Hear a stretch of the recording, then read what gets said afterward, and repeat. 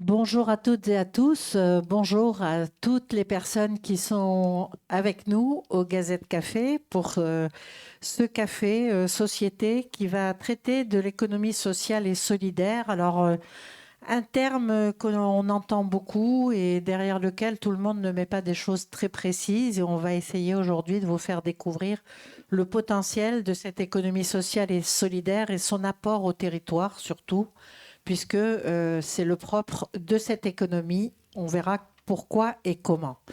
Si l'on vous dit 4 550 établissements employeurs dans l'Hérault, avec ces 19% du total des établissements d'Occitanie, 39 000 salariés, soit 18% des salariés d'Occitanie en économie sociale et solidaire.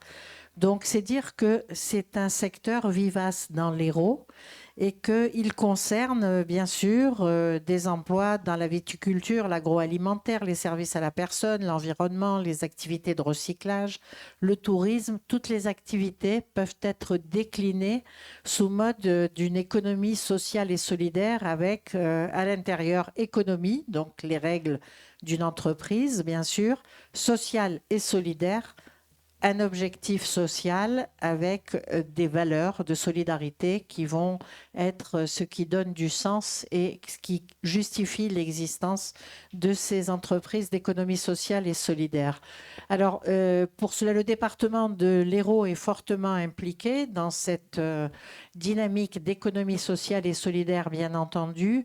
Il est soutenu à travers des plans départementaux que nous verrons tout à l'heure avec Sylvie Pradel, qui est conseillère départementale, vice-présidente déléguée à l'insertion et à l'économie. Alors, autour de ce plateau aussi, pour éclairer un peu, vous faire comprendre l'importance de ce domaine d'économie sociale et solidaire, qu'on appellera souvent ESS pour aller plus vite. Donc, nous avons un maître de conférence, Cyril Ferraton, bonjour. Oui, bonjour. Alors, vous êtes maître de conférence à l'université Paul Valéry et professeur de sciences économiques. Donc, vous allez nous éclairer sur l'aspect économie de ce secteur. Ensuite, nous avons Marie Meunier-Polge, présidente du campus des formations sociales au sein de FER ESS à l'IRTS d'Occitanie. Bonjour Marie. Bonjour, Donc, c'est l'aspect formation aussi, formation des étudiants, formation des travailleurs sociaux dans le absolument, deuxième cas. tout à fait. Donc également, nous allons voir des exemples importants de succès de cette économie sociale et solidaire à travers un pôle d'insertion par l'activité économique et une ressourcerie GAMS avec Sarah Asselin. Bonjour Sarah. Bonjour. Et puis également avec elle, nous avons Monsieur Peyre-Michel, Pierre-Michel, pardon, je vous ai estropié. Vous êtes également à Games délégué à l'action économique. Oui, au groupement des associations mutualisées de l'économie sociale de Montpellier. Très bien. Et enfin, nous avons les célèbres Nouvelles Grisettes, bien connues à Montpellier et dans la région avec Fanny Linière, la présidente des Nouvelles Grisettes. Bonjour. Bonjour. Merci à tous et à toutes de vous être mobilisés pour éclairer nos auditeurs et puis les gens qui nous suivent en vidéo. Et je voudrais tout d'abord donner la parole à notre professeur d'économie pour qu'il campe le décor sur cette économie sociale et solidaire en termes d'apport au territoire, de valeur économique. Ben, Donc, c'est un point important. Cyril Ferraton a expliqué à nos auditeurs et spectateurs. oui, donc vous l'avez dit dans l'introduction, c'est au niveau national, avant de parler du niveau territorial, donc c'est 10% de l'emploi, c'est un peu moins Ouais. en termes de PIB, produit intérieur brut. Mais par contre, c'est au niveau du développement territorial, effectivement, des projets donc, économiques, des projets sociaux, des projets environnementaux soutenu par les collectivités locales. Donc, bien entendu, c'est un aspect incontournable de cette économie sociale et solidaire.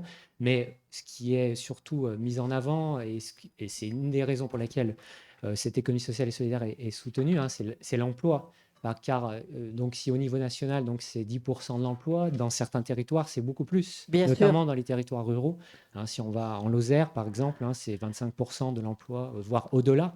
Donc c'est un secteur qui est indispensable à la vie Est-ce économique collective de ces territoires. Est-ce qu'on peut dire que c'est un peu schématique, mais plus le territoire a de la difficulté économique, plus c'est un territoire rural, plus l'économie sociale et solidaire prend tout son sens parce que des entreprises qui ne verraient pas le jour dans une grande ville arrivent à éclore comme ça dans des villages ou à la campagne.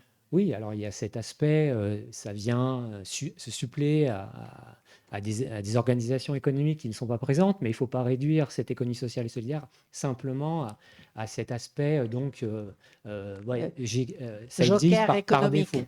Oui, ça existe par défaut finalement parce Bien que sûr. les entreprises ne sont pas là. C'est pas que Non, ça. non, parce que dans les grandes villes, il y en a beaucoup aussi. Exactement. Il y en a Et beaucoup. parce que c'est aussi un mode d'entreprendre différent des modes d'entreprendre des entreprises classiques. C'est la raison pour laquelle voilà, c'est aussi important, pas que pour suppléer aux carences des entreprises ou de l'État ou des Bien sûr. administrations publiques. Alors, cette spécificité de l'économie sociale et solidaire, quelle est-elle? Eh ben, les spécificités, spécificités, les modes d'entreprendre que j'ai souligné, hein, le fait que ces organisations appliquent des règles spécifiques différentes des sociétés commerciales classiques. Donc, on cite souvent un principe démocratique, c'est-à-dire une personne, une voix, quel que soit donc son apport en termes de capital, en termes d'argent. On n'a pas d'actionnaire majoritaire. Voilà. On cite également bien souvent le fait que les excédents, s'il y en a, sont reversés, une bonne partie sont reversés dans le capital social qui n'est pas récupérable à titre individuel. Ouais. Donc ça, c'est une règle aussi qui est souvent soulignée.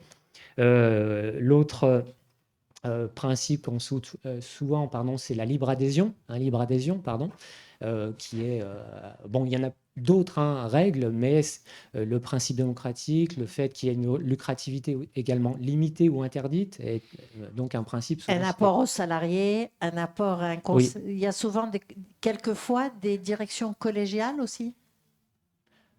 Alors ça dépend de quelle organisation vous oui, parlez. Ça pourrait. Alors c'est vrai pour les coopératives, voilà. Les SCOP, sociétés coopératives et participatives, donc il y a une part des excédents qui est reversée aux salariés. Exact. Donc les salariés sont les premiers bénéficiaires dans une SCOP finalement du bénéfice de la SCOP. On a les associations qui rentrent dans ce domaine-là. Alors les associations, c'est un monde très vaste. Hein. Oui. Chaque association et chaque secteur d'activité a ses conventions collectives. Et donc là, je me garderai de généraliser sur la manière dont les politiques en termes de rémunération du travail et autres au sein de ces associations. Alors je laisserai donc... Mais il peut y avoir des associations. Voilà. Qui font partie. Bien sûr. C'était ça ma question. C'était pas les composantes, les trois composantes centrales de cette économie sociale et solidaire. Donc, ce sont les coopératives, les associations et les mutuelles. Voilà. Qui appliquent donc ces principes que j'ai précisés précédemment. Très bien. Alors, autre question un peu générique, comme ça pour vous, on vous passe à la question. D'habitude, c'est vous qui interrogez les étudiants. Hein. Non, ils me posent des questions également. Alors, est-ce qu'on peut avoir beaucoup de salariés, les tranches de la fourchette de salariés, peu importe? Dans les associations ou dans l'économie sociale et solidaire. Alors, de façon générique. Dans cette économie sociale et solidaire, la part très majoritaire des organisations, ce sont les associations. Et dans ces associations, on a une très, très grande diversité en termes d'emploi salarial, en sachant qu'il n'y a qu'une association sur 5 qui a de l'emploi salarial au niveau national. Mais ici, il y a des représentantes d'une association, une très grande association montpelliéraine. Oui. Donc, justement, on aura des exemples avec des associations qui ont pris du volume, en fait. Hein. Exactement. Et tout comme il y a des associations qui ont peu de salariés.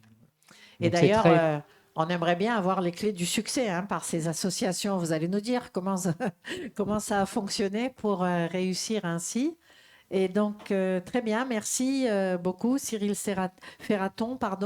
Et j'aimerais que justement, vous, Marie Meunier-Paul, je nous dise comment elle intervient dans le campus des formations de travailleurs sociaux et qu'est-ce que faire ESS ? Alors, tout d'abord, je remercie de ce débat parce qu'il s'inscrit vraiment dans le mois de l'économie sociale et solidaire. Le Absolument. mois de novembre est un mois consacré chaque année à travers le pays à l'ESS, ce qui permet de la promouvoir et de faire ce débat. Merci Perla de Avec cette plaisir. initiative parce qui nous permet de parler d'une économie quand même qui est très prépondérante sur notre territoire et sur le territoire français parce qu'on n'en parle jamais assez. Alors, effectivement, je suis présidente de l'association qui s'appelle FAIR ESS et qui est l'IRTS, l'Institut régional de formation des travailleurs sociaux d'Occitanie. Un institut très actif. Très actif puisque nous formons 4000, tout confondu, 4000 personnes par an, 4000 métiers. Cela va du moniteur éducateur, en passant par l'éducateur, le médiateur social, les assistantes sociales, et toute une série de métiers, énormément de métiers qui sont autour du médico-social et du social. Tous les métiers de l'intervention sociale sont la plupart du temps formés à l'IRTS. Et donc, nous mettons au cœur de nos préoccupations l'homme, avec un grand H. Et c'est le moteur de l'économie sociale et solidaire par principe. C'est-à-dire que tout ce que nous faisons, c'est au service de l'homme. L'homme et son bien-être. L'homme et son bien-être, tout à fait. Et la formation, à un moment donné, bien évidemment, former un éducateur, c'est à un moment donné aider des personnes en difficulté, ou pas d'ailleurs, mais qui ont besoin d'être aidées souvent pour pouvoir se mouvoir dans une société compliquée, difficile et pas toujours attentive. Bien sûr. Voilà. Alors, Donc, oui. comment les gens que vous formez, là, est-ce qu'en général, ils ont envie de créer une entreprise d'économie sociale et solidaire, bien sûr? Quelquefois, ils viennent de voilà, structures oui. collectives d'abord, d'hôpitaux ou de structures sociales? Alors, on a plusieurs types de formations. On a des personnes qui ont passé le bac ou qui ont un cursus universitaire, qui viennent de se former parce qu'ils changent d'orientation. On a des scolaires, tout simplement, qui passent leur bac, qui passent le concours et qui entrent pour être assistante sociale ou assistant social, parce qu'on a quand même pas mal d'hommes dans ces métiers-là aujourd'hui, et tant mieux. Et donc, et puis ensuite, nous avons des formations en cours d'emploi, bien évidemment, des personnes aujourd'hui qui veulent changer de métier, changer d'orient suite à une période de chômage, ou simplement pour changer, parce qu'on sait qu'aujourd'hui, un métier, c'est plus toute la vie. Un métier, c'est on peut commencer sur un type de métier et vouloir changer en cours de route. Donc, on forme aussi ces métiers-là et on travaille bien évidemment avec les collectivités, mais on travaille aussi avec l'État, l'ARS, à travers l'ARS pour certains métiers, pour pouvoir financer ces formations. Nous mettons aussi en place des formations que nous imaginons pour le territoire. Parce que l'économie sociale et solidaire, c'est du territoire d'abord. Oui. C'est pas une économie nationale. C'est pas théorique. C'est pas adapté théorique, au territoire. absolument. Tout le temps. C'est adapté au territoire et aux besoins du territoire. Oui. Donc, par exemple, les médiateurs sociaux, médiateurs en justice, c'est des métiers nouveaux, un petit peu aujourd'hui. Qui se développent bien d'ailleurs. Qui se développent très bien. Nous avons des demandes, des commandes, et là-dessus, nous mettons en place, bien évidemment, des formations. Oui. Alors, est-ce que vous travaillez justement en prospective avec la Chambre régionale de l'économie sociale et solidaire, Occitanie, qui n'a pas pu être avec nous aujourd'hui, mais ils ont fait énormément d'études sur l'économie sociale et solidaire dans les quartiers prioritaires, dans les quartiers, voilà. Est-ce que ceci vous éclaire par rapport aux débouchés futurs? Tout à fait. La Chambre régionale d'économie sociale et solidaire, nous y adhérons. C'est une fédération d'entreprises et d'organismes de l'économie sociale et solidaire. L'économie sociale et solidaire, c'est pas toujours de l'entrepreneuriat, même si on appelle économie. C'est aussi des établissements, à un moment donné, qui se tournent vers, qui accentuent leur préconisation autour des besoins de l'homme dans la société. Et nous, bien évidemment, nous sommes là pour accompagner, mais de la même façon que nous pouvons travailler avec des entreprises, nous pouvons travailler avec des structures comme GAM et d'autres structures au sein de la CRES. La CRES est un outil régional, enfin j'espère qu'ils ne seront pas fâchés que je les appelle outils, c'est en tous les cas une fédération qui nous permet de se rencontrer, de faire du réseau et de promouvoir un certain nombre d'entreprises, un entrepreneuriat nouveau aujourd'hui. La société bouge, le monde bouge, pas toujours comme on voudrait. En tous les cas, nous sommes attentifs qui bougent comme on le voudrait, c'est-à-dire qu'ils soient vraiment au service de l'homme. Et donc, c'est en ce sens-là que nous mettons en place des formations. C'est important. On parlait de la CRES. Effectivement, il y a des études très scientifiques qui sont faites sur les besoins, sur l'évolution des territoires, sur les besoins selon les typologies de quartiers aussi dans les grandes villes, etc. Et on sort là de ce qu'imaginaient les gens avec l'économie sociale et solidaire comme quelque chose d'un peu folklorique, comme ça, avec des 68 à retardés qui commencent à être âgés maintenant. Hein. Ouais. Mais bon, qui sont un peu dans la réflexion comme ça théorique. On est dans une démarche économique, scientifique, pour implanter des choses qui vont servir le territoire. On est dans l'économie. C'est une économie comme une autre qui correspond à des valeurs différentes. Et qui a du mal parfois à gérer ces valeurs, parce que n'oublions pas que nous sommes dans une économie à capital. Effectivement, quand on veut préconiser une économie un peu plus alternative, c'est un petit peu compliqué souvent, et je pense que les entreprises comme Nouvelle Grisette et d'autres doivent le côtoyer, cette difficulté. Donc, c'est pour ça que la CRES, elle sert à nous fédérer, à nous rencontrer, à nous donner de la force aussi pour imaginer un entrepreneuriat différent et complémentaire. Je voudrais juste donner un exemple concret. Oui. Nous venons de mettre en place, donc faire ESS avec l'IRTS, sur Béziers, une formation en alternance. Parce qu'on a identifié sur le Biterrois toute des jeunes et des moins jeunes, ce n'est pas une question d'âge, de personnes qui ne viendront jamais à Montpellier faire des formations.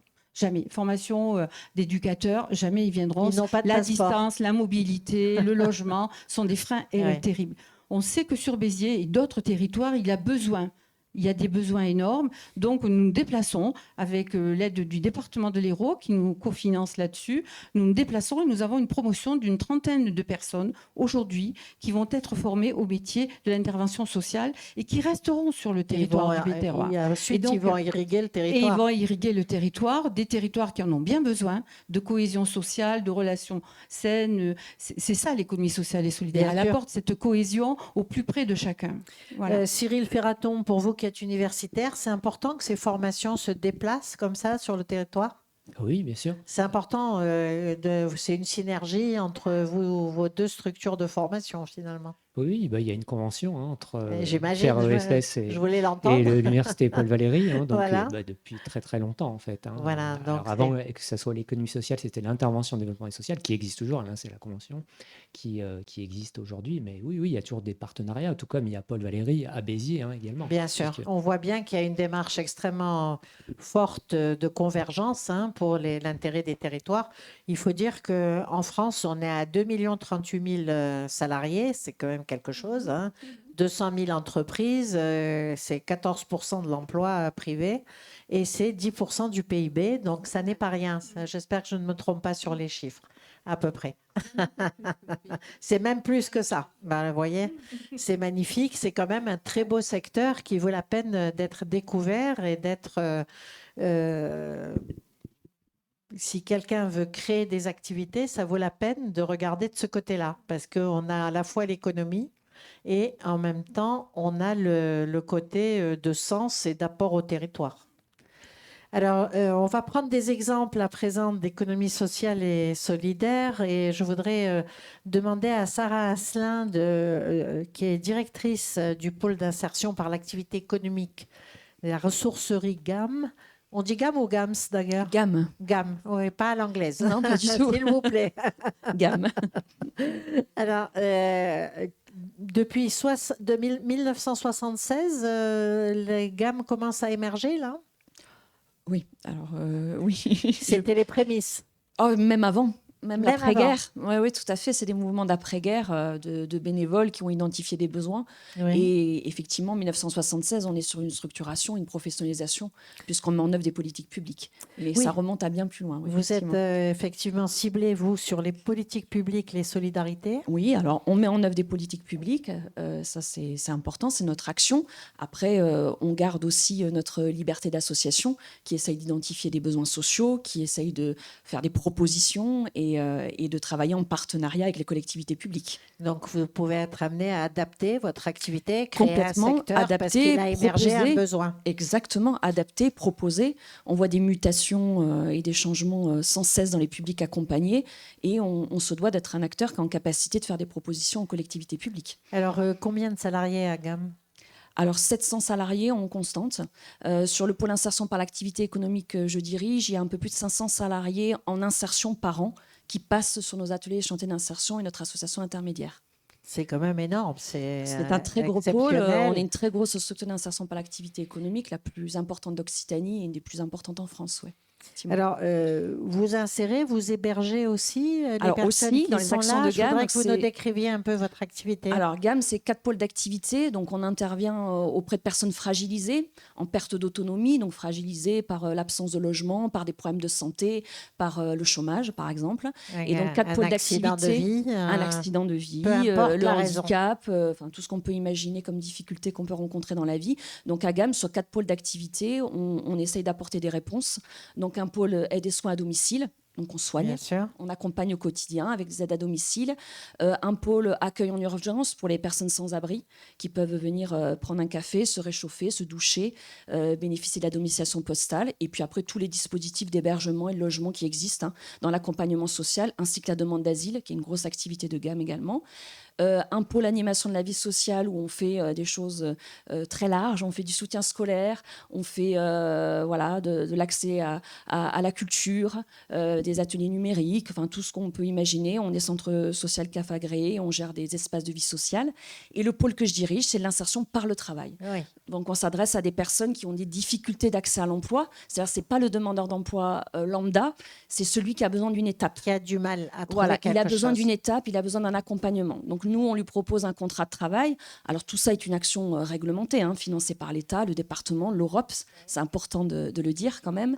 Et on leur propose un emploi, un accompagnement pour essayer de travailler sur les problématiques sociales et un accompagnement professionnel, le but étant qu'un maximum de personnes sortent avec une formation à un emploi et ne restent pas chez nous. Nous, on est quelques mois dans leur vie. La moyenne du parcours d'insertion, c'est 9 mois. 9 mois. Donc, vous êtes un tremplin. Exactement. On est vraiment une marche. L'idée, ce n'est pas qu'ils restent chez vous. Absolument pas. Nous, notre bonheur, c'est quand une personne part pour quelque chose de positif et quelque chose de mieux que ce que nous, on propose à GAM. Tous les âges ? Complètement. Alors, tous les âges. Nous, on s'adresse vraiment au public en insertion. Je vous ai parlé de personnes en difficulté. Ça peut être tout le monde. Bien sûr. Donc tous les âges, un homme, une femme, une grande majorité bénéficiaires de minima sociaux, les réfugiés par exemple, donc tous les âges. Mais on observe quand même qu'on a un public qui est de plus en plus vieillissant. Voilà. Donc, on accompagne de plus en plus de personnes qui ont... alors, le critère de l'État, c'est 57 ans. Là, on voit vraiment qu'au niveau du marché du travail, c'est compliqué. Et donc, on a de plus en plus de gens de plus de 57 Au-delà ans, plus de 60 ans, 57 62 ans. Ouais. Qui cherchent un travail. Ouais. Les plus de 50 ans représentent là, actuellement 27% de notre public. C'est énorme. C'est énorme. Énorme. Et on voit qu'on a de plus en plus de 60 ans qui n'ont pas ouvert de droit à la retraite et qui s'adressent à des structures d'insertion comme les nôtres pour pouvoir travailler jusqu'à ce que la retraite soit envisageable. C'est ça. Ouais. Alors, comment on vous trouve ? Quelqu'un qui nous écoute, là, qui est totalement déconcerté. Comme je disais, tout ça est très réglementé. Ça, c'est pour moi. Alors, tout ça est très réglementé. Donc, il y a une plateforme nationale qui a été mise en place par l'État, la plateforme inclusion, où n'importe qui peut déposer sa candidature en candidature spontanée. Et également, tous les professionnels de l'insertion peuvent déposer les candidatures. Donc, nous, il y a nos offres d'emploi disponibles et on passe par cette plateforme. Pour autant, les professionnels ont des contacts avec tout un tas de partenaires. Les gens viennent tous les jours frapper à la porte de nos ateliers pour dire « je cherche du travail, est-ce que je peux vous laisser un CV ?» Donc, on continue aussi à avoir ça, mais on passe par une plateforme nationale. Très bien. La plateforme inclusion. Pour les gens qui nous écoutent, qui aimeraient être orientés comme ça, aider, il s'agit d'aller vers cette plateforme. Plateforme inclusion, on la trouve tout de suite quand on cherche sur Internet.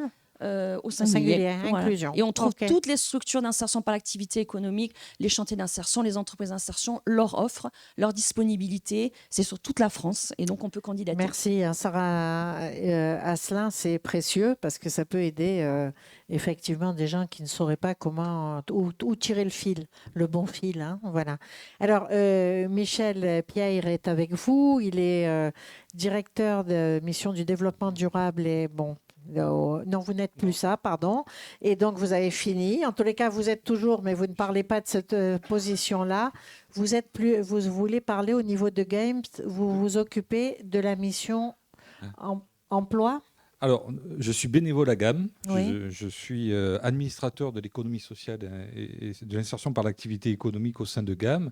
Et donc, en tant que bénévole, j'accompagne avec d'autres administrateurs la démarche liée à l'insertion sur une stratégie de territoire.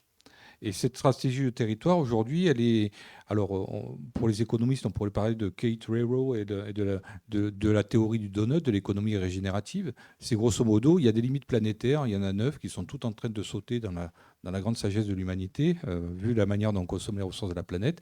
Et il y a un plancher social et économique et de vie ensemble qu'il ne faut pas percer. Et donc, c'est dans cette interface-là qu'on essaye de créer des ressources nouvelles pour le territoire dans une consommation en bon père et bonne mère de famille pour éviter ou en tout cas pour essayer de laisser à nos enfants et petits-enfants et à nous-mêmes un avenir serein. Et c'est pour ça que nous, au sein de GAM, on a souhaité ancrer la transition écologique au sein de l'action et qu'on a souhaité, par exemple, avoir pour nos ateliers d'insertion, la marque ressourcerie. Et aujourd'hui, on est une des plus grosses ressourceries de France, c'est-à-dire que c'est autour du réemploi, de la sensibilisation, de l'éducation à l'environnement, etc., qu'on va faire la promotion de nos produits. Et ça génère 2 types de bénéfices. Un bénéfice pour le territoire au travers d'une économie circulaire qui va détourner des déchets qui ne vont pas aller vers les décharges, etc., qui vont être réutilisés. Et d'ailleurs, en tant qu'administrateur, je me dois de faire une page de pub. Le 1er, le 2 décembre, on a un marché de Noël qui sera situé rue Lantisargues avec RK. Et donc, venez acheter des produits de Noël recyclés. On en parlera après, ça, si ça ne vous dérange pas, parce que ça va dater l'émission et c'est compliqué, là. OK. J'ai pas lu l'année. Ouais. Et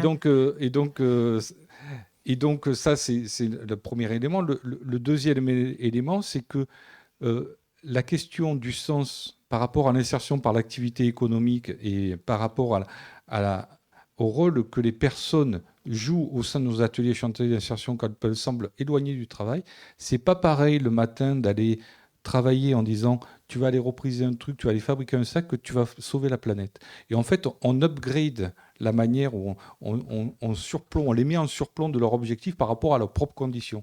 Et moi, je suis très étonné en tant qu'administrateur quand on organise des visites. Par exemple, vous dites quoi ? Vous leur dites quoi ?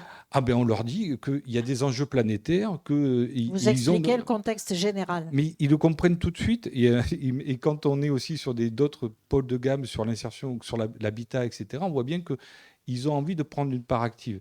Et pour conclure, je dirais qu'aujourd'hui, si on doit accompagner le changement de la manière de consommer les ressources de la planète, la solution, elle existe déjà parce que 50% des plus pauvres émettent moins de 10% des gaz à effet de serre et 10% des plus riches émettent 50%. Donc le modèle économique, en fait, on l'a dans la sobriété. Ce qu'il y a, c'est qu'il faut monter les éléments liés à l'alimentation, au logement, à la mobilité décarbonée pour ces personnes-là. Et il faut que les personnes les plus riches aillent vers ce type de mode de vie. Sobriété. Et on a le modèle d'innovation sociale et économique, on est en train de le fabriquer à GAM, on le fabrique à Montpellier, mais on le fabrique aussi à Saint-André-Saint-Gonis, et on fabrique de nouveaux modes attractifs, attirants. Et après, ça peut aussi passer en termes d'essaimage vers d'autres création d'activités. Voilà, d'autres acteurs économiques de l'économie sociale et solidaire sur le territoire. Alors, votre ressourcerie, elle concerne l'électroménager, elle concerne quoi ? Alors nous, on est vraiment ce qu'on appelle multiproduit dans le métier, donc on fait absolument tout.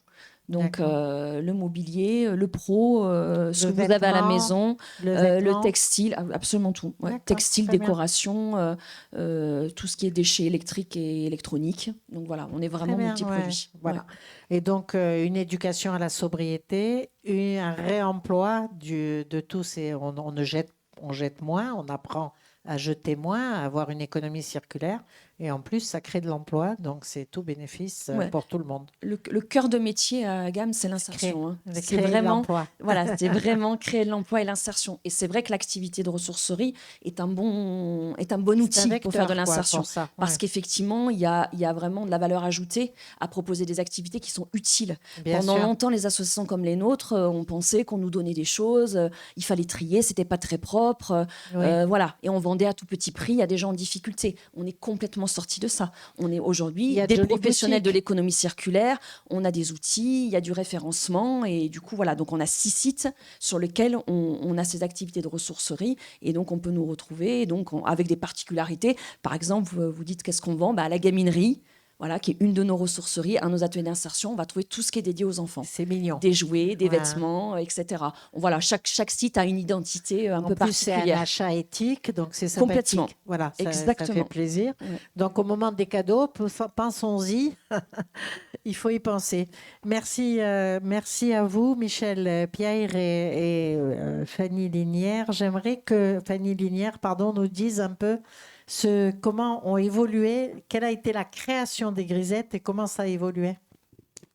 Alors en préalable, j'aimerais préciser que j'ai découvert de l'économie sociale et solidaire à Paul Valéry. J'ai fait le choix de faire de l'économie en sciences humaines et j'ai découvert grâce à Paul Valéry qu'il existait une économie extraordinaire qui relevait le double défi, un double challenge, à la fois de faire économie, donc un équilibre et une rentabilité, mais également d'avoir du sens et d'avoir un impact. Et c'est-à-dire de maîtriser et d'être utile. Et effectivement, et je vais en venir aux nouvelles grisettes, puisqu'elle est tout à fait dans son rôle, Gam en a parlé également, mais notre rôle, quand on est de l'économie sociale et solidaire, c'est de naître déjà d'un besoin de territoire, d'un besoin de l'humanité. On répond à un moment donné à quelque chose qui n'existait pas. Et donc notre innovation sociale, c'est nous qui la créons. Donc l'économie sociale et solidaire, loin du folklore qui pourrait être compris, effectivement, il existe des associations de nains de jardin, j'en conviens. Ouais. Mais aujourd'hui, on parle de structures de l'économie sociale et solidaire qui sont inspirantes pour notre économie aujourd'hui, qui doit changer. Là-dessus, vous êtes aligné avec Sarah Asselin sur les objectifs pour le territoire, en fait. Mais parce on fait partie de l'économie sociale et solidaire, et quand on est à cœur et qu'on a à cœur d'être utile, d'avoir une raison d'être. Alors aujourd'hui, c'est un label d'avoir une raison d'être au niveau de l'économie. Mais c'est nous, de l'économie sociale et solidaire, qui avons insufflé ça. C'est nous qui avons dit, au fait, on est là pourquoi ? C'est nous qui avons dit et inspiré les réglementations RSE. C'est nous qui avons inspiré ces lois aujourd'hui sur lesquelles on s'appuie, on se base et qu'on dit aux entreprises de pouvoir maîtriser leur impact sur la société. Une pierre maîtresse. Mais bien sûr, nous sommes inspirants. Et bien souvent, nous relevons des besoins du territoire qui sont pris par la suite par l'économie classique. Sûr. Et donc, l'histoire des nouvelles grisettes, c'est une illustration parmi tant d'autres de comment une structure de l'économie sociale et solidaire Gam est née d'un besoin de territoire, d'un besoin social, d'un besoin d'humain. Si on reprend la pyramide de Maslow, on a besoin de se loger. Enfin, vous êtes mieux placé que moi. Déjà, est né de ça. Voilà. Et aujourd'hui, les nouvelles grisettes sont nées à un moment donné où on était tous acculés, on se demandait ce qui nous arrivait, on était tous confinés. Et là, on s'est pris un truc dans la figure, on s'est dit merde, qu'est-ce qui nous arrive ? Qu'est-ce qui se passe ? Et qu'est-ce qui se passe ? C'est quoi ce gros truc qui nous arrive ? On va mourir, il nous faut des masques, machin, etc. Et bien là, il y a eu des personnes, et cette histoire-là, on peut la voir pour plein d'autres choses, pouvoir donner à manger aux gens. Et ben nous, on s'est dit, tiens, on va coudre des masques, il n'y en a pas. Il n'y en a pas, on va peut-être mourir, donc on va au moins couvrir les gens qui travaillent et qui, eux, sont au front de quelque chose dont on ne sait pas ce que c'est. Protéger. Voilà. Et donc, de cette innovation sociale-là, qui n'est qu'une illustration, et je le répète, de tout ce qu'on peut voir au niveau des structures de l'économie sociale et solidaire, au même titre que les coopératives. Moi, je viens de famille de viticulteurs. Les coopératives, comment un viticulteur seul peut investir dans un matériel et dans un entrepôt de vinification ? Mais personne. S'il n'y avait pas eu le modèle coopératif de l'économie sociale et solidaire, des viticulteurs n'auraient pas pu vivre de leur métier. Donc, l'économie sociale et solidaire, à travers les nouvelles grisettes, et c'est pour ça qu'effectivement, je suis dans l'aventure depuis le début, c'est de pouvoir révéler le fait que nous sommes d'abord une solidarité, et ça a révélé un besoin. Alors, on a découvert... Quand avez-vous dit « j'y vais là, je fais quelque chose » ? C'est parce que moi mon métier, c'est de servir l'économie socialiste. Je forme à mettre en place des modèles économiques équilibrés pour des gens qui se battent pour l'intérêt de leur territoire. Donc là, je me suis sentie un peu inutile quand même. Je soignais personne et en fait, je ne nourrissais personne non plus. Donc je me suis dit, Caroline Bouvier a lancé un appel, il nous faut des masques. Je dis, je couds. Voilà. Allez, voilà. Donc je me suis lancée dans l'aventure comme ça. Ce qu'il y a, c'est qu'en levant cette aventure, il s'est révélé que la filière textile, nos chers capitalistes libéraux, les ont délocalisés en Chine. Donc on n'a plus le savoir-faire local, Et on se retrouve, on a révélé en fait que des entreprises de couture ici sur Montpellier n'arrivaient pas à arrondir leur fin de mois.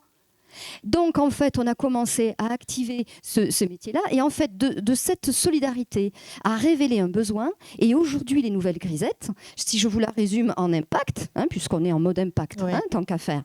Donc, impact économique parce que les entreprises de la couture peuvent venir réaliser leur activité économique et arrondir leur activité, leur chiffre d'affaires. Donc, on maintient un savoir-faire sur notre territoire, on maintient la pérennité d'emploi parce que ce sont des gens qui créent leur propre emploi. On a un impact également social, puisqu'on fait tout un parcours d'accompagnement à la formation. On accueille des alternants pour pouvoir se former dans différents métiers, et notamment la couture, et préserver le savoir-faire. Et on a un impact écologique. Et ça, du coup, on pourra voir peut-être avec GAM ce qu'on peut faire en ressourcerie. Mais en fait, quelque chose là. On essaie. Oui, il y a effectivement, mais toujours, on crée des partenariats souvent comme ça. En fait, on va capter tous ces fonds de tissus, les stocks dormants qui sont destinés aux déchets, et on essaie de les revaloriser pour contribuer, alors à notre petite échelle, contribuer à réduire les déchets. Et qu'est-ce qu'on fait ? On interpelle notre réseau d'entrepreneurs, et oui, le MEDEF, la CPME, et on leur dit, mais qu'est-ce que vous faites de tous vos déchets lorsque vous faites des campagnes de communication, vos placards, vos affiches, faites-en quelque chose. Et en fait, notre rôle aujourd'hui, c'est de sensibiliser les consommateurs en se disant, quand je produis de la communication, en tout cas, ça c'est notre axe de développement, on en aura bien d'autres, mais réfléchissez aux déchets que vous créez. Et anticipez-le. Et aujourd'hui, effectivement, les nouvelles grisettes essaient de travailler sur cet impact écologique en contribuant à maintenir une activité. Créant de l'économie circulaire. Exactement. Voilà. Alors, pour les auditeurs ou les gens qui ne connaîtraient pas les nouvelles grisettes, comment ça fonctionne ? Alors, on va rebondir. Basique, qu'est-ce qu'on y trouve déjà comme type d'activité, d'artisans, d'artistes ? Et comment ça fonctionne ? Merci, parce qu'effectivement, nous sommes avant tout un tiers-lieu. Alors, tiers-lieu, à force, c'est un peu galvaudé, mais en gros, on est un laboratoire vivant. On est un lieu, et je viens d'évoquer volontairement la notion du MEDEF et du CPME, parce qu'on fonctionne quand on est un milieu associatif assez cloisonné et on a peur du grand patronat. Et en fait, le laboratoire vivant dont on veut illustrer, c'est qu'on ait ces mélanges de genres et faire en sorte qu'effectivement, entre des artistes qui côtoient des artisans, des alternants, des étudiants et des associations, c'est de créer en fait des innovations possibles. Et on en a plein d'ailleurs. On a Tuffery, qui est notre créateur de jeans, international quand même. Il fait beaucoup de communication. Voilà. C'est très bien, il a un beau succès. Et il a collaboré avec une artiste de chez nous qui recycle des ceintures de sécurité haut de gamme, je l'entends, mais quand même. Donc, ils gèrent les déchets de ceintures de sécurité pour en transformer. À eux deux, ils ont créé une gamme. Et ben, là, on a par exemple une collaboration avec des déchets de tissus de jeans qui auraient été destinés aux déchets, et on crée une gamme à la fois sensible écologiquement et socialement et économiquement. Il y a aussi des créatrices ? Il y a des créatrices qui sont accompagnées par les nouvelles grisettes sur la partie recherche et développement. Et donc là, on accompagne l'entrepreneuriat dans la filière textile, justement avec donc Caroline Bouvier et Richard Préau, qui sont du métier justement de la mode et qui connaissent eux la filière et qui sachent quelles sont les conditions à réunir pour pouvoir développer une entreprise sur laquelle on puisse se rémunérer. C'est quand même l'objectif initial. Bien sûr, on n'oublie pas l'aspect économique. Exactement. Donc dans ce que j'appelle ce laboratoire vivant où il y a des humains de quelque univers. Alors, que ce soit, c'est faire. Oh, il y a des humains, il y a pas mal d'humains. En tout cas, du coup, ça va me permettre de rebondir sur quelque chose. Le modèle économique de l'économie sociale et solidaire est souvent hybride. Étant donné qu'on répond à un besoin, forcément, on a, si c'est pas en majorité des fonds publics, mais aujourd'hui, comme on répond à un besoin, il faut aussi qu'on ait un modèle économique qui soit à la fois combiné à la fois de sources de privés. Donc c'est le cas quand on essaie de vendre en direct, des contributions privées, Donc chacun peut aller acquérir des objets créés, etc., sur place. Exactement, Ok. exactement. Donc on essaie d'ouvrir de temps en temps des boutiques éphémères Ouais. pour qu'on mette en valeur les créateurs que nous avons identifiés, nouvelles grisettes, et qui créent et qui produisent souvent à l'atelier des nouvelles grisettes. Et il y a également des ateliers de couture que l'on anime justement pour inciter, alors ressourcer, mais c'est aussi, la recyclerie, c'est aussi Apprendre. réparer. Ouais. Et c'est un métier d'avenir, la réparation. Il faut arrêter de Les produire gens des choses nouvelles. peuvent apprendre là, Exactement. à le faire ensemble. Voilà, et les particuliers peuvent venir en atelier pour fabriquer eux-mêmes. Ben, Et- c'est magnifique, exactement. être entraîné, être formé à fabriquer en toute convivialité. Donc combien de personnes sont installées aux Grisettes? Donc on a À peu près, c'est pas... donc on a deux permanents. Alors, faudrait pas que je. Alors, on a Caroline Bouvier qui s'occupe du pôle R&D. On a Géraldine qui s'occupe de l'atelier création. On a Richard Préau qui est autour de la communication, qui est permanent. Et ensuite, on a Valérie qui est salariée. Et on a donc tout un pool évoluant parce qu'on est en début de modèle économique. On aimerait pouvoir avoir des salariés permanents. Pour l'instant, ce sont des alternants. On les forme en même temps et ils en sont ravis. D'ailleurs, je les ai vus hier. Et, Non, parce qu'il y ce a sont pas des- mal, quand on va aux Nouvelles Grisettes, il y a pas mal de gens qui Oui, il y a tournent, beaucoup de gens, mais il y a beaucoup bien les prestataires 30 il y a en beaucoup fait. de 30 personnes facilement Parce que dans les ateliers, ce sont les prestataires de couture qui viennent interviennent intervenir. et qui viennent en fonction des missions qu'ils souhaitent Donc on le voit bien, adopter. une optimisation des ressources avec beaucoup finalement de créativité et de sens. Alors, il est dit, vous parliez du MEDEF, le congrès du MEDEF a mis en avant la quête de sens des salariés dans les entreprises. Je voudrais savoir si il y a une gestion particulière des salariés quand on est dans l'économie sociale et solidaire. Donc, Cyril Ferraton, d'abord. Oui, bah, ça dépend des organisations, hein. Si Oui, c'est bien une sûr. coopérative, une SCOP, de fait, les salariés Sont- majoritairement sont sociétaires et donc Bien sûr. adoptent des techniques de management qui leur sont propres et Ouais. qui sont, on va dire, plus horizontales que dans d'autres sociétés commerciales. Après, dans les associations, c'est très variable, hein, d'un secteur à l'autre. Une association qui recrute, par exemple, je voudrais, si vous avez au niveau de la ressourcerie de gamme, si vous avez beaucoup de monde, est-ce que dans la gestion des salariés, il y a des attentes particulières, il y a des leviers particuliers? La gestion des salariés qu'on accompagne en insertion, Bien sûr. c'est compliqué de vous répondre parce que nous, c'est notre métier d'accompagner. Donc forcément, alors moi, j'ai toujours à cœur de dire que ce sont des salariés de gamme, et ça, c'est important, parce que souvent, il y a une confusion en disant c'est des stagiaires, il faut une formation. Non, ils sont salariés de gamme. Il y a des représentants du personnel. Nous avons les mêmes droits et D'accord. devoirs, surtout, que n'importe quel employeur. Alors, Donc nous, forcément qu'on va avoir un type... alors nous, on va pas parler de management, on va parler évidemment. d'accompagnement des salariés en exactement, insertion. Donc, dans la réalité, il y a un contrat de travail et une rémunération. Donc, c'est la même ça, chose, c'est exactement. normal. Mais nous, voilà, on va Pour avoir... le salarié lui-même, vous avez l'impression qu'il y a le fait d'avoir du sens comme ça, c'est un plus? Alors là, moi, je dirais que c'est très variable.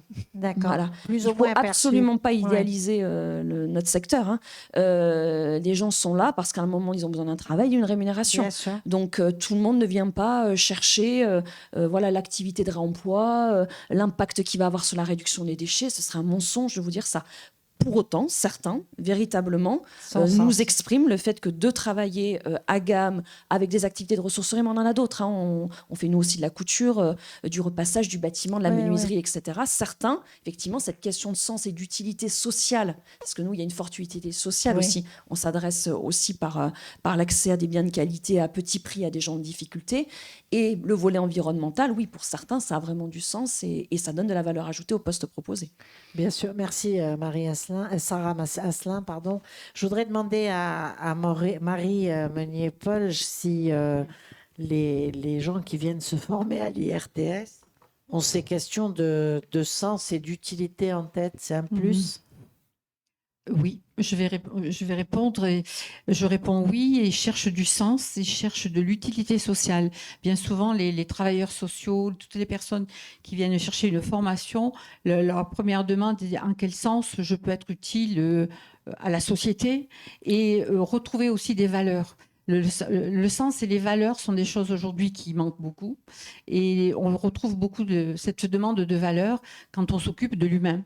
Oui. Alors, le besoin de formation est évident parce que s'occuper de l'humain, ce n'est pas une machine. On est bien évidemment en relation avec des formateurs, des enseignants qui aident à trouver ce sens-là et ensuite à développer auprès des personnes auprès de qui nous allons travailler ensuite toutes ces valeurs. Mais le sens, c'est quelque chose qui est très prégnant dans l'économie sociale et solidaire.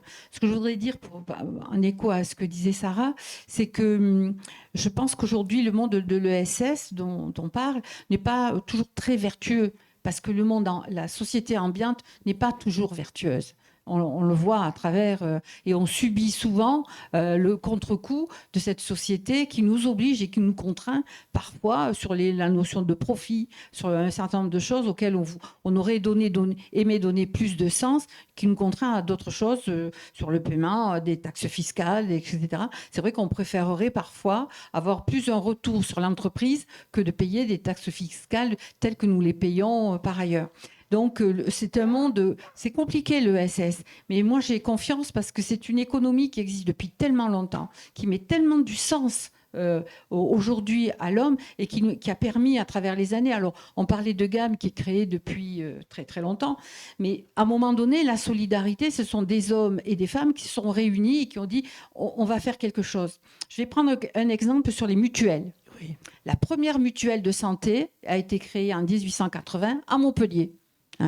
Et c'est pourquoi elle a été créée. Parce qu'à ce moment-là, il y avait des crises de santé publique énormes. Et des hommes et des femmes se sont réunis. On s'est dit, on va mutualiser nos moyens pour, à un moment donné, subvenir aux besoins de santé de la population. Et c'est parti très petit. C'est parti très petit. Et quand on voit aujourd'hui ce que sont les mutuelles au niveau du pays, c'est quelque chose d'énorme. C'est un employeur énorme. Pas toujours vertueux, ça je peux le dire, mais néanmoins qui applique un certain nombre de valeurs et de façons de gérer qui sont intéressantes parce qu'on mutualise de l'argent au service de la société. Donc on voit bien quand ça correspond à un besoin de la société, ça se développe très vite. Ça se développe très vite. Voilà. Les hommes ont toujours trouvé les moyens à un moment donné de se réunir. On le voit aujourd'hui dans le maraîchage, l'agriculture aussi.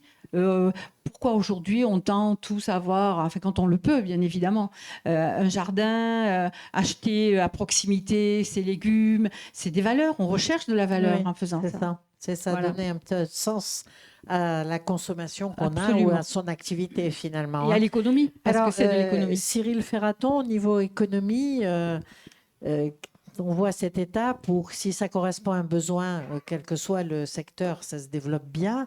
Quels vont être les besoins émergents là, en économie sociale et solidaire à votre avis ? Est-ce qu'il y a des secteurs Vaste question. comme globalement les gros secteurs, bien sûr?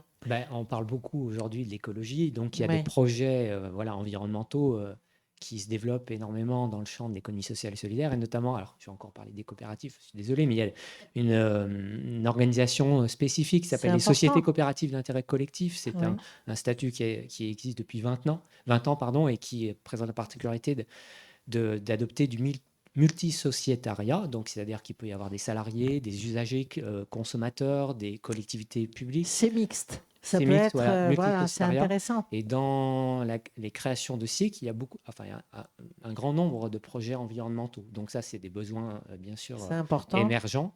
Mais l'aide à la personne, on sait que c'est en train d'exploser aussi. GAM, par exemple, c'est pour répondre à ce besoin-là durant les années 1930, si je ne me trompe pas, parce que il y avait un besoin émergent, donc voilà, ça change, mais vous dire ce que demain sera les besoins émergents en dehors de l'environnement, ça, j'en sais rien.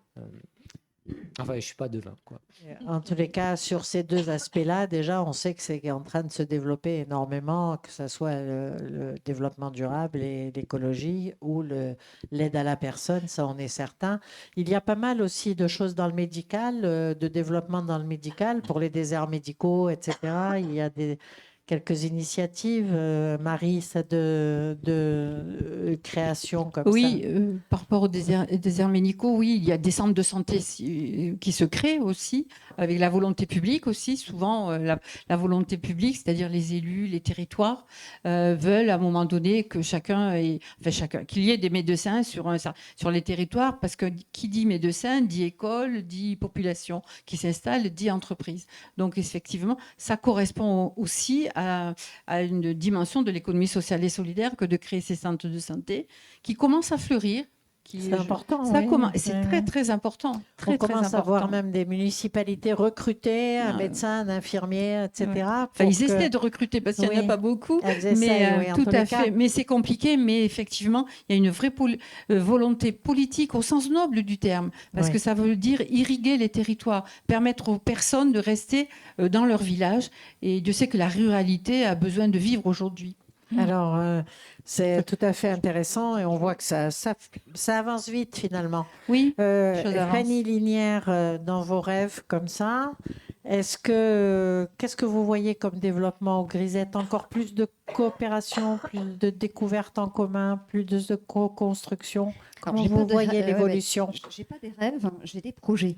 Je m'en doutais, parce qu'on a vu votre énergie. Et c'est une conviction, parce que en fait, ce qu'on est en train de voir, et les SIC, les sociétés coopératives d'intérêt collectif, étaient aussi un modèle pour montrer en quoi on est innovant. Et quand on demande le sens, parfois je rencontre des employeurs qui regrettent en fait que la nouvelle génération ne veut pas travailler et elle cherche du sens. Mais le sens, on est porteur de l'économie sociale et solidaire, on est porteur de sens. Et ce qui fait le sens, c'est qu'on est logique avec un besoin humain et sur un territoire. Un besoin proche. Et un besoin de territoire. Ouais. Et alors moi je parlais d'hybride, mais effectivement il y a les notions de mixité. Ce qui est symbolisé dans la société coopérative d'intérêt collectif, et c'est vrai que c'est un modèle qui me plaît énormément, c'est justement pour faire société, pour faire territoire. Et qu'une association, c'est pas que des adhérents, c'est pas qu'une collectivité locale, c'est aussi des entreprises. C'est pour ça que j'ai fait exprès de mettre les pieds dans le plat en parlant du MEDEF et de la CPME, c'est pour parler des entreprises en général, parce que tout le monde est concerné par son territoire. Et du coup, effectivement, l'avenir des nouvelles grisettes, c'est faire territoire avec ces acteurs du territoire. Avec tous les acteurs. Avec on a tous compris les acteurs. que si vous étiez médecin, vous n'auriez pas soigné la peste avant de vous occuper du choléra. Vous auriez pris les deux en même temps. Je ne sais pas, c'est dans un autre monde. On doit tout prendre d'un coup et voir le besoin du territoire de façon transversale. On ne peut pas avoir la prétention de connaître, c'est ensemble qu'on cherche. Exact. Voilà. C'est extrêmement important ce que vous évoquez là. Chercher ensemble les solutions aux besoins du territoire, à l'épanouissement aussi des gens. Et je voudrais un petit mot de conclusion de chacun de vous, mais un tout petit mot parce que le temps a porté. Voilà, pour GAM. Pour GAM, je dirais que l'économie sociale et solidaire, c'est la rencontre de la résilience en fait pour le territoire. C'est joli. C'est-à-dire que on est face à des difficultés croissantes pour l'humanité. Les solutions seront globales, mais d'abord locales. Ouais. Et au travers de cette rencontre, il y a le moyen de refaire société, parce que notre société, il n'y a pas plus atomisé que ça en ce moment. Et je pense qu'à travers un projet commun qui est matérialisé sur des choses assez basiques, vous l'avez dit, sur la pyramide de Maslow, les besoins élémentaires, etc. Et sur une vision raisonnable de ce qu'on peut faire dans le monde, on peut bâtir sans doute un point de convergence. C'est un très beau projet global, général. Il fait écho à ce que vous disiez, chacun de vous. Je vous remercie pour avoir participé à ce Café Santé organisé par Radio Aviva en partenariat avec le Gazette Café. Sur l'économie sociale et solidaire, sur son apport au territoire, et on a vu à quel point c'était riche. Pour les gens qui nous écoutent, je suis sûre que ça va faire fleurir des idées en disant mais finalement, je peux me lancer dans ce domaine-là, soit pour me former, soit pour rejoindre une équipe, soit pour rejoindre un projet. Et je suis sûre que ça va être très constructeur pour chacun. Je vous remercie. Je voudrais remercier Michel Pierre pour le GAM, Fanny Linière pour les nouvelles grisettes, Sarah Asselin qui est directrice de la ressourcerie GAM et surtout du pôle insertion par l'activité économique, et Cyril Ferraton, maître de conférence à Paul Valéry, et Marie Meunier-Paul, présidente du campus des formations sociales FAIR ESS, l'IRTS. Je vous remercie infiniment. Je rappelle que l'ensemble de ce débat pourra être retrouvé sur, bien sûr, notre antenne, sur nos réseaux sociaux, ainsi qu'en podcast sur notre site. À bientôt pour un prochain café.